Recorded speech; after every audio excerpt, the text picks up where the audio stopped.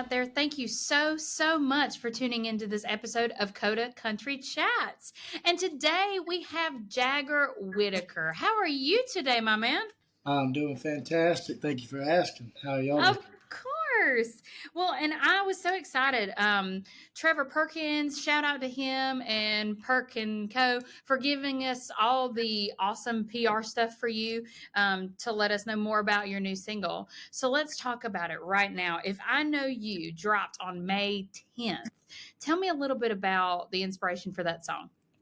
Well, to be honest, when we got into the room, I wrote it with Bill Romer and Stephen Hopkins, and it was just one of those things. Like we wanted to write something different. We wanted to write something relatable, and I've searched for what sound I wanted, what style of music I wanted, and it was just something that kind of fell out. It was past experiences from everybody. I feel like everybody can relate to. And there's always that one person that just did you wrong in some sort of way. Might not have been, from the outside looking in, just things that they would say. And it's like, let's just write something that, like, dang, I didn't know you, but, like, if I'd known you, So that's just kind of how it happened, and ended up being one of our favorite songs we've ever written. So. For sure. And the lyrics are a little juicy, I will say, when I was listening back to it.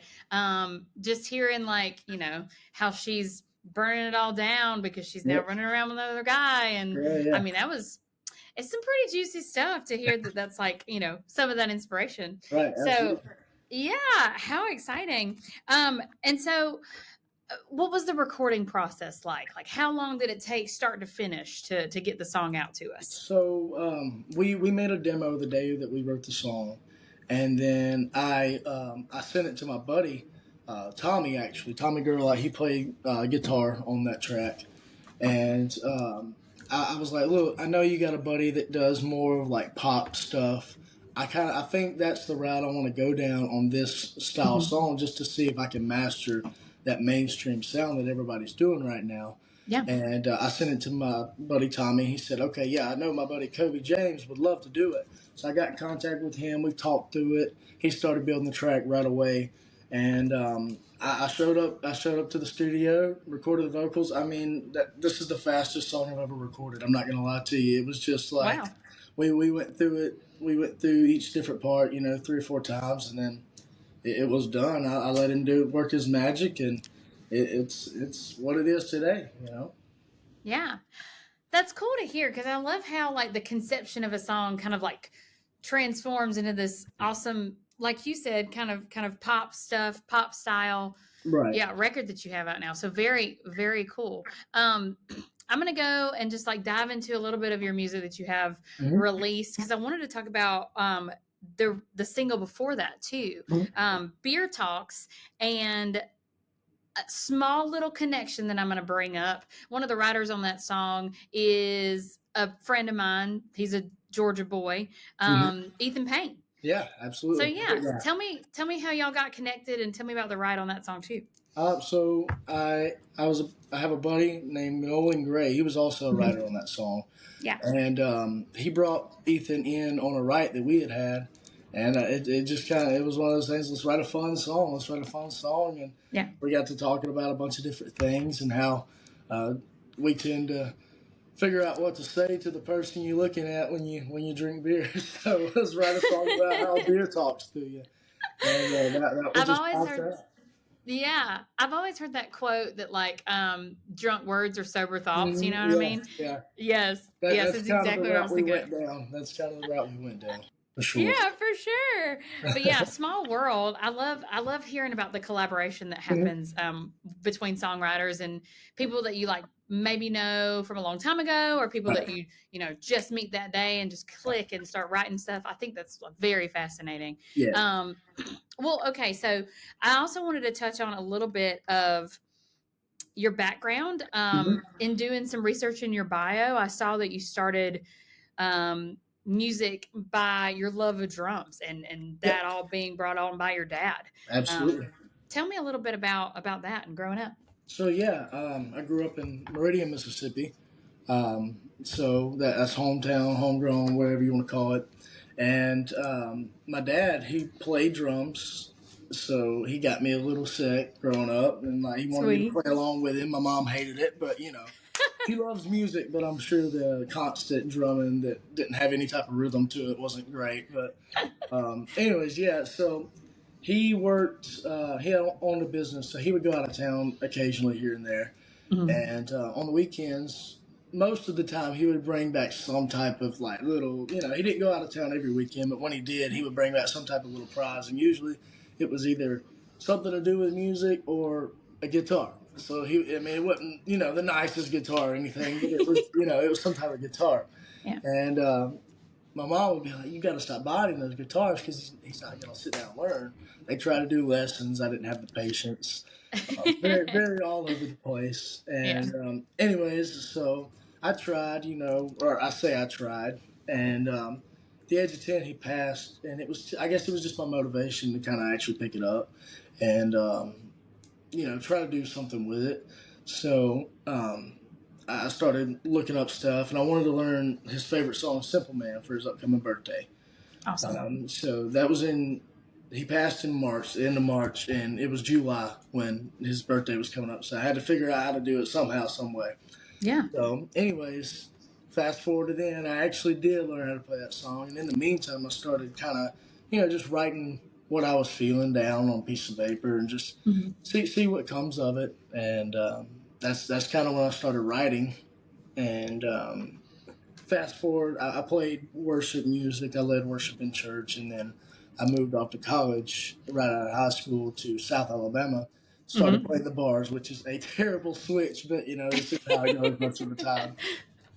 Started playing the bars there, got some cool opportunities, and I decided to make the move. I talked to some people from here, and they just said, if you want to make a career out of it, or you want to try to, you got to be here. So we're here now, and been here, been grinding it out, been meeting a lot of people, collaborating, and I'm very thankful for the people that I've met along the way to get me where I am, and just very happy to be where I'm at. Yeah. Yeah, because I did my research. Seeing that you moved around March of 2021, do you think there was like a pinnacle moment whenever you finally got to Nashville when you felt like, okay, yes, I'm supposed to be here? I don't know. I will say, I feel like it goes back and forth. The industry is so crazy now that like you might be going in the right direction, and then the next day you're totally going in the wrong direction. I will say, this song is the most comfortable and like I don't even. It feels like me. This is the first time I've put out a song that I've been completely happy from the production to the lyrics to just everything about it is something that I truly believe in, and I hope everybody else believes in it as well. I know the guys that are behind it and on the team that they truly believe in it too, and I couldn't be more thankful for that. But I will say that is definitely a turning point in being here and saying like, okay, this is something that I truly believe could happen. So Yeah, for sure. that's it. Well, I'm going to touch on a couple things that you just talked about. One, in earlier in the interview, you talked about how it was like more of like a pop feel, and then in reading some of your stuff, it's your bio talks about how you make music to bring people together. And I think this song specifically, in listening to the rest of your catalog, kind of like builds a bridge for a lot of like, maybe they listen to country music, maybe they listen to pop music, you know what I mean? So I think this is one of those great intro songs for you, even though you have a ton of music out already. Absolutely. You know what I mean? I feel like it's one of those that may draw more people in. I will Especially say, with what, yeah, go ahead. Oh, no, I'm sorry. I didn't mean to interrupt you, but I will say that. Yeah, go ahead. I've always said, even when I moved here, I was like, I don't want to get into that pop country stuff. You know? Like I like it. Morgan Wallen does it better than anybody else. Yeah. But at the same time, like I want to try to do that rock country style. Yeah. But now we're here, and I truly feel like this is something I enjoy doing. So, I just had to cross the bridge to get there, but we're here now. So right, but I feel like there's just I think that's one of the things I love about the country music genre is that you can do so many different little avenues and just go down different paths and find like the greatest sound that you can create for that specific time. I don't know. I think it's cool to hear like how the music itself just kind of like flows and there's never really like a one standard sound that everybody has to create. And I don't know. I like that. I think that's cool. Um, so, okay. I heard you mention Morgan Wallen. I heard you talk about rock country. Yeah. Who would you say is like at the top of your playlist right now? Like if you're listening to somebody on the daily, who are you listening to? So I don't know if you've ever heard this from anybody else that you've done a podcast interview with, but I truly struggle to listen to music when I'm driving down the road. As much as I love music, when I'm away from it, I kind of want to be away from it. So like usually when I'm driving down the road is when I listen to music, but most of the time I drive in silence, which is terrible to say, but it's the truth. But I will say I try to dive into when I do listen to music. I try to dive into the newer upcoming people just to kind of get a feel of what's going on. And I mean, obviously Morgan Wallen, he's top of the charts. It's easy to listen to, you know. But I do try to dive in like Tucker Whitmore. I love his music. He's really popped off here lately. And you know what's so funny to me is that when I was listening to If I Know You, it sounded very much like Tucker Whitmore to me. Really? Yes, like I got the vibe. I really did because he's another guy that I just recently talked to, and I feel like there was a similar sound there, which is cool. So cool.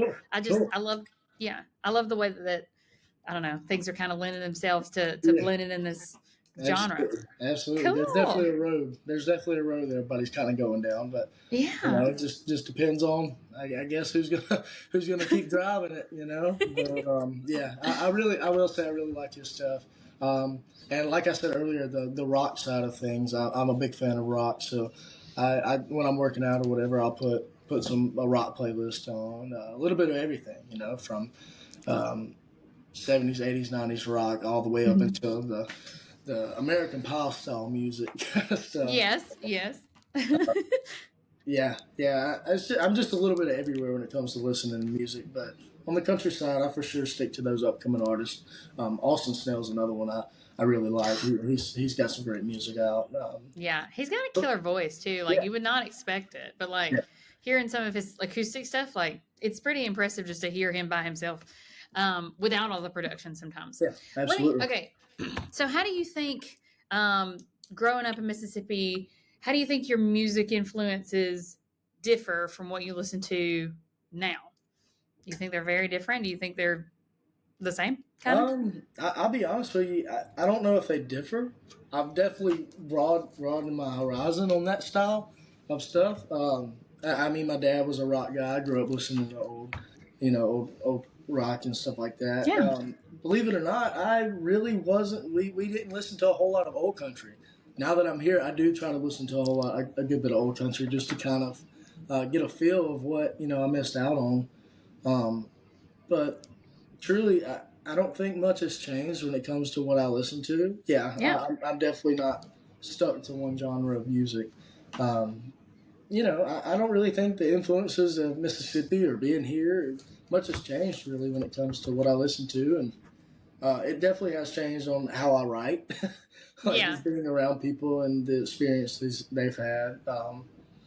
I don't know. It just depends, I guess, on where you're at.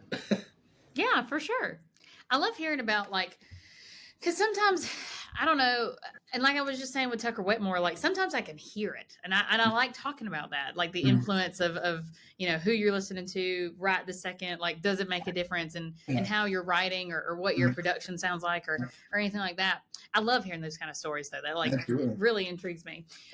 Okay, so I do want to ask. I know you just put your single out. What's on the horizon? Like, what's your next couple steps within the next few months of the year? Are you playing any shows anywhere? Recording any more music? What you got on the docket? We're playing here and there. We've been playing a good bit. Good. I do know right off the top of my head, I got a show at Brewski's in Hattiesburg, Mississippi. That's going to be July 13th. Fun. Right off the top of my head. And then July 18th, we're playing in Indiana at a festival. I had to figure out the name of that festival. Like I said, I'm so scatterbrained right now, but I did kind of take a few weeks off due to the fact I have a baby on the way in August. So Yes, congratulations, baby boy. thank you. But yes, I definitely took a few weeks off there. But looking forward to a lot of shows coming up in the near future, and definitely talking about the next song. We're still trying to figure out exactly which song we want to put out, but we've written a whole lot of new stuff that's kind of around that same era of style that I Know You is. Yeah. So really excited to see what this road takes us down, and I'm hoping that it's the right road, but Yeah. we'll see. For sure. Well, and I haven't said it because I was waiting. I didn't want to spill your secrets, but it's really not a secret because it's all over your social media. Well, congratulations on baby boy. What are you looking forward to most about being a dad? Oh gosh, I'm looking forward to everything. I mean, this is something I've been excited for a really long time. I don't know if just the fact of like I mentioned earlier, I lost my dad young, so I've always looked forward to being a dad just so I can give him what my dad gave me in the short time he was with us. And I just look forward to all of it, the baseball stuff, the dirt bike ride, and just the plain old just sitting out and having somebody to talk to that's closer to you than anybody else in this world. So really excited about that. I will say, as a mother of a son, okay, I also have a daughter too, but I was never more afraid to have a son. I feel like I just feel like boys are so scary. I don't know what it is. They just get into everything and they're just wild and free. And not that my girl's not, but my God, I get it. I will say now, God forbid, I don't know what's going to happen in the future, but I was very relieved when I heard it was a boy. Just to the fact I know how to navigate that. So. People always say that boys are easier. I don't know if that's true. I feel like boys are I will say though, my boy is more loving. He's a very sweet baby. I don't know. He's a sweet baby boy. And my girl is just very independent and sassy and like me, obviously. But best of luck to you with that. I'm so excited to follow along and see, baby boy being born in August. That's going to be so exciting. Absolutely. Very excited. Very Well, Jagger, I think this has been an awesome interview today. Before we hop off of the episode, would you like to give a shout out or promote anything else for the listeners to hear? Y'all just keep listening if I Know You.